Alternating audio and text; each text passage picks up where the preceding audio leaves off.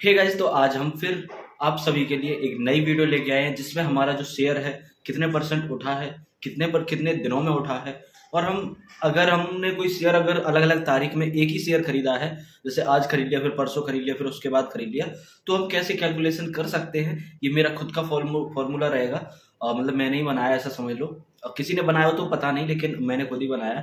तो वो भी आप पता लगा सकते हो कि कितने दिन में हमें कितना प्रॉफिट मिला है और कितना मिलना चाहिए।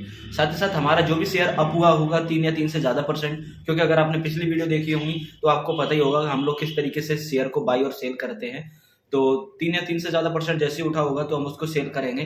प्लस में अगर आज की डेट में कोई शेयर 3 या 3 से ज़्यादा परसेंट डाउन हुआ होगा उसको खरीदेंगे, या फिर हमारे जो शेयर हैं उसमें से ही 3% डाउन हुआ है उसको खरीदेंगे। देखो, अगर आपको ये जो मैंने बोला अभी समझ में नहीं आया तो आप लोग पिछली वीडियो देख लेना, आपको कुछ हद तक समझ में आ जाएगा। नहीं समझ में आया तो कमेंट जरूर करना। चलो गाइस, अब शुरू कर लेते हैं। तो हम आ चुके हैं अपने पोर्टफोलियो में। तो यहाँ पे आपको बता दूं, पिछले 2-3 दिनों से काफ़ी अच्छी तरीके से मार्केट गिर रहा है। देखो, जब भी मार्केट डाउन होता है तो अच्छा रहता है। देखो, हमारा सबसे पहले तो ये देखो कि 2,000 रुपये का नुकसान चल रहा है, लेकिन ये नुकसान नहीं चल रहा है। कब तक नहीं चल रहा है? जब तक हम ये नुकसान वाले शेयर सेल नहीं कर देते, यानी बेच नहीं देते, तब तक ये हमारा बिल्कुल भी नुकसान नहीं है। जब हम जैसे ही इन शेयरों को सेल कर देंगे तब हमारा नुकसान होगा। लेकिन जब तक हम इसको प्रॉफिट में नहीं लेके आते तब तक इनको सेल ही नहीं करना, तो नुकसान की तो बात ही रही अलग, ठीक है। लेकिन इसमें से भी हमारा 1%, ये जो एक शेयर, सॉरी, एक शेयर हमारा परसेंटेज रिटर्न में देखा जाए तो 3% के आसपास हमें इसने रिटर्न ला के दिया है। इंडसइंड बैंक है, ठीक है। तो हम क्या करेंगे, देखो मैं आपको बताता रहता हूँ कि आप इसको खरीद लिया करो, उसको खरीद लिया करो। तो बहुत सारे शेयर अभी आप देख रहे होगे ना, ये काफ़ी अच्छी तरीके से डाउन चल रहे हैं, तो इनको आप जरूर खरीद लो तो ज़्यादा प्रॉफिट में रहोगे। चलो, अब हम क्या करते हैं, इंडसइंड बैंक का हम यहाँ पे सेल करते हैं। हमारे पास 3 शेयर हैं। पहले तो मैं आपको दिखा दूँ कौन कौन सी तारीख को हमने इनको खरीदा है, तब मैं आपको इसकी कैलकुलेशन बताऊंगा कि कितने दिनों में हमें कितना रिटर्न इसने ला के दिया है। तो देखो, 2 शेयर मैंने खरीदे थे 6 फरवरी को, आज है 6 मार्च, ठीक है, यानी 1 महीना हो गया। एक शेयर खरीदा था 29 फरवरी को और आज है 6 तारीख, यानी 6 दिन। देखो, ये वाला हमारा शेयर है 6 दिन पुराना, ये वाला हमारा है तीन, ये 2 शेयर है हमारे 30 दिन पुराने। तो इसका मैं आपको एक सिंपल सा फॉर्मूला बताता हूँ। आप कैसे क्या करोगे कि आपको पता चले कि हमें इन तीनों पे ही कितने परसेंट का कितने दिनों में प्रॉफिट हुआ है। क्योंकि 2 शेयर तो पुराने हैं, एक शेयर नया है, तो हम क्या करेंगे, 60 हो गया। देखो, 30 दिन पुराना 2 शेयर है तो 30 और 30 60 हो गए, प्लस में एक शेयर हमारा 6 दिन पुराना है, तो टोटल हमारा 66 हो गया। टोटल शेयर कितने हैं, 3, तो हमें इसमें 3 का डिवाइड देना पड़ेगा। तो हमारा एवरेज आया कि हमारा जो 3% का रिटर्न है वो 22 दिनों में मिला है, ना कि हमें 1 महीने में मिला है, ठीक है। तो 22 दिनों में अगर 3% मिल रहा है तो शेयर मार्केट के हिसाब से बहुत ही अच्छा रिटर्न मिल रहा है, ठीक है। तो हम इसको सिंपल सेल करने वाले हैं।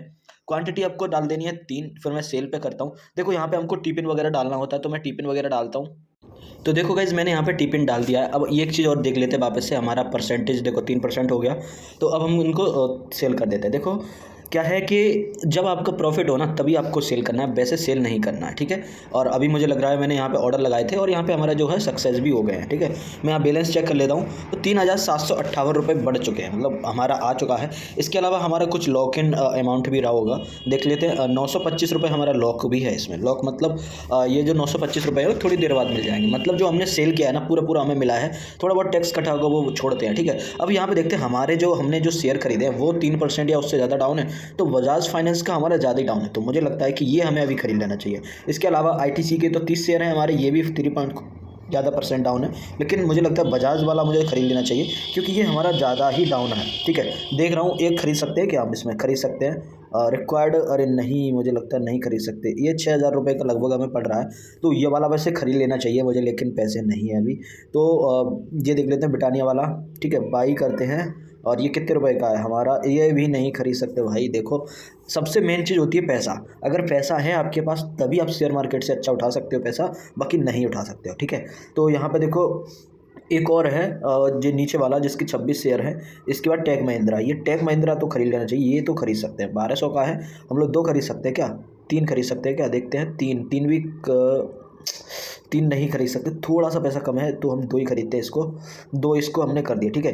अब इसके अलावा हम ये भी देखते हैं कि हमारा कोई शेयर उधर से कोई डाउन है, मतलब जो आज की डेट में हमारा जो टोटल निफ्टी 50 के जो शेयर होते हैं उसमें से कोई डाउन है क्या, देखते हैं। 3 या 3 से ज़्यादा परसेंट होगा, पैसे होंगे तो खरीद भी लेंगे, नहीं है तो कोई बात नहीं। देखो, JSW स्टील ये वाला है तो 3% के आसपास ही है, 2.47 है। तो ये मुझे अगर सही लगा, 823 रुपये का है, तो इसको खरीदना चाहिए, ठीक है। JSW करके, JSW स्टील, ठीक है।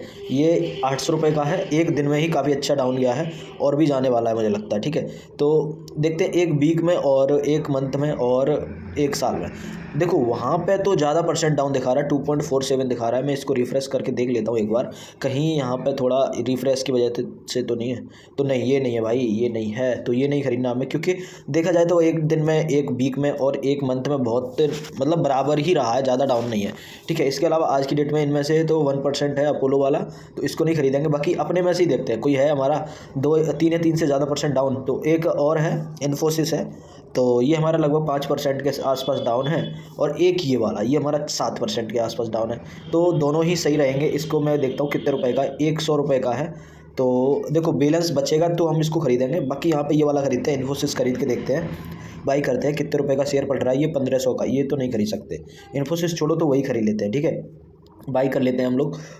105 का है ना, तो हमारे पास 12 खरीद सकते हैं, मुझे लगता है 12 नहीं 11 खरीद सकते हैं, 11, ठीक है। तो मैं यहाँ पे ये क्या बोल रहा है, stock is under watch by exchange, पता नहीं, अच्छा ठीक है। तो फिर भी चलो हम बाई कर लेते हैं, चलो एक बार डन कर देते हैं, ठीक है।